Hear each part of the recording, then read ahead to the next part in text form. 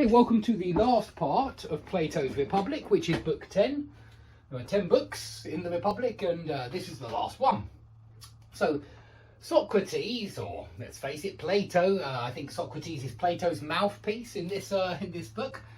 Socrates begins by talking about beds and tables, and I was about to say real beds and real tables, but I stopped myself because I'm well aware that the way I use real and the way Plato uses real, they're very, very different. So I'm not going to say real tables and beds.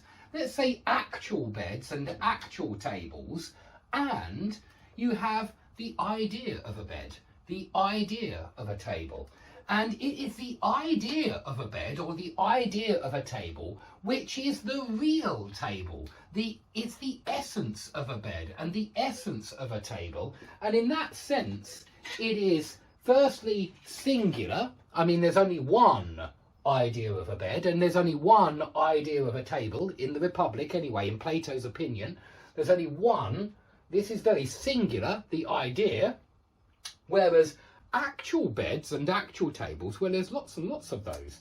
And so firstly, he wants you to separate these two things, and as far as he's concerned, this is the real one, yeah, this ideal form. This is essential. This is the essential form of the bed, and in that sense it's real. It has more reality than this, which is multiple. There are lots of them, and the actual beds and tables are not as real as the idea of a bed or the idea of a table. So that's something to note, certainly, because obviously that's certainly different from the way many people might think about this. They might say the opposite and say these are the real ones and these are just ideas. This is just imagination, but that's certainly not what Plato thinks.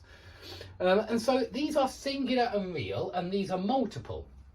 Now he then starts to talk about three different types of creator, and he talks about God, who is the real creator of a real bed. Now careful, because I don't want you to think of real, the word real, in the way that we usually think about the word real. I really want you to think of this real as in essential, as in the one and only.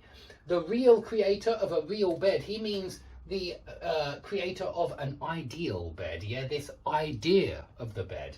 And so this should be taken as different from the way we would understand it nowadays, from the way we would understand that word real nowadays.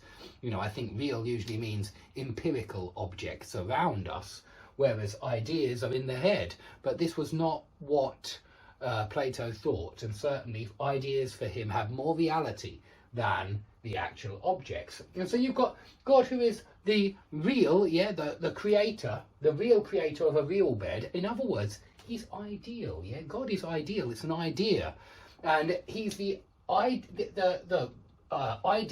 He's on this side, yeah. He's not in the world of things around us. You remember in an earlier chapter, Plato spoke about the world of forms, yeah, which was right over here, and this world is known but not seen. Yeah, we spoke about the world which was seen but not known, the real world, what we would call the real world, and the world which is known but not seen, which Plato would call the real world, and which we would perhaps call the world of ideas or something like that. And so please always be aware of this. And so you've got God, who is the real creator of a real bed, which I think he means here, whereas you've got the carpenter, who is a particular creator of particular beds.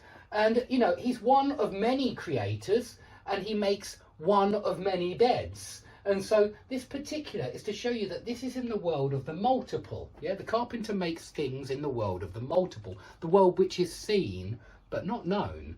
Yeah, and God makes things in the world that is known but not seen. Yeah, he exists